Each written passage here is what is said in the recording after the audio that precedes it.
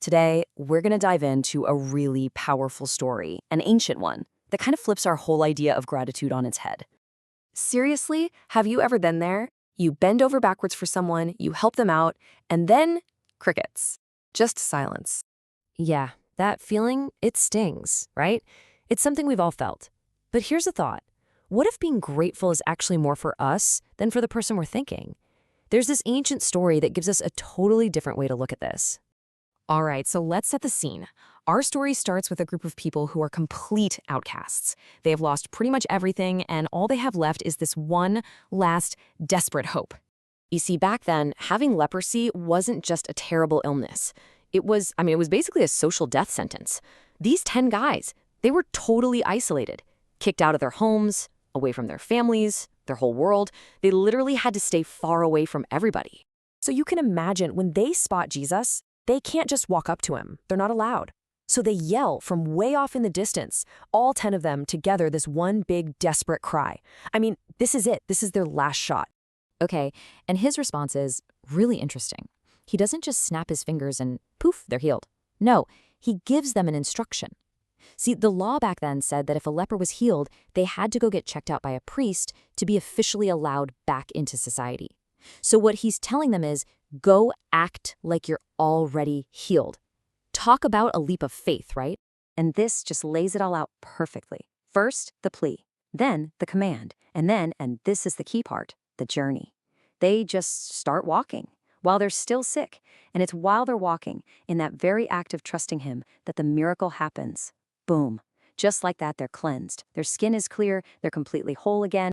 And just like that, 10 men get their entire lives handed back to them. They can go home to their families, go back to work, everything. It's an absolutely incredible, life-changing miracle for all 10 of them. But the story is not over, not by a long shot. Actually, this is where the story takes a hard turn. This is the part that people have been talking about for thousands of years. So just picture it, right? 10 guys, they're probably screaming with joy, sprinting towards the priest to get their official all clear.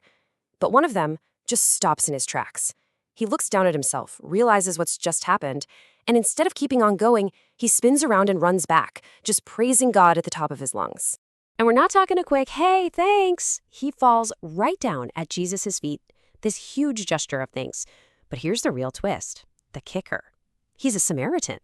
And in that time and place, Jews and Samaritans, they did not get along. So this guy was an outcast twice over. First for being a leper, and second for being a Samaritan. He is the last person anyone would have expected to do this. And this question Jesus asks next, it's really the core of the whole story. He looks around and says, weren't 10 men cleansed? Where are the other 9? And he's not just asking the guy on the ground. He's asking everyone there. And he's kind of asking us too. 10 got the miracle. 1 came back. So where'd the 9 go? And that's really the big contrast here, isn't it? You've got the 10 who all got the physical healing. They got exactly what they asked for. But then you have the one guy who got something more. He didn't just see the gift, he saw the giver. And that made him turn back. Now check out the final words to this one guy. Jesus doesn't say, hey, your faith has healed you. Duh, all 10 of them were healed. He says, your faith has saved you. Whoa. That suggests something way, way deeper is going on here than just clear skin.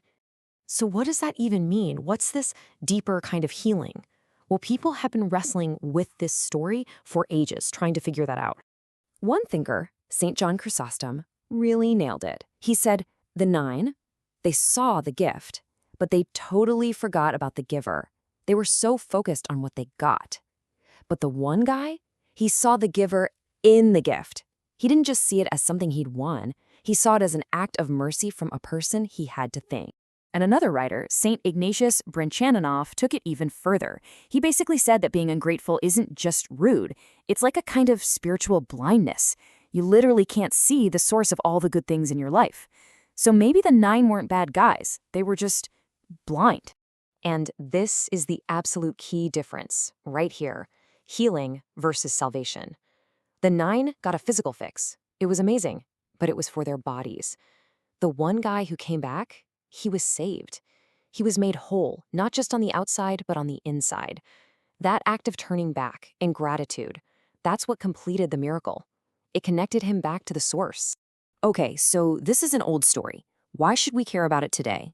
Well, how do we make sure we're the one who turns back and not one of the 9 who just keeps on running? Let's put it in today's terms. For the 9, this was a transaction. I have a problem, you have a solution, okay, service rendered, goodbye, right? But for the one guy, it was relational. The healing wasn't the end of the interaction, it was the beginning. It was a reason to connect, to say thank you, to acknowledge that something important had just happened between them. So how do we do that? How do we build that kind of mindset? Well, first step, just pause. Seriously, just stop. The 9 were in such a rush to get to the next thing, they completely missed the main event. We have to actually stop and notice the good things happening. Step 2, express it. You gotta let it out. Gratitude that's just a feeling in your head doesn't really count. You have to turn back, say it, write a note, whatever. And the third thing, this changes your whole focus. You start seeing what you have instead of just what you don't have. And that changes everything. Look, this story isn't really about ancient history or leprosy. It's about us. Every single day, we receive all these blessings, big and small. We get help in ways we don't even realize. So the question the story leaves hanging in the air is, which one are you going to be? Are you going to be one of the 9 who just keeps on going? Or are you going to be the one who remembers to turn back and just say, thank you?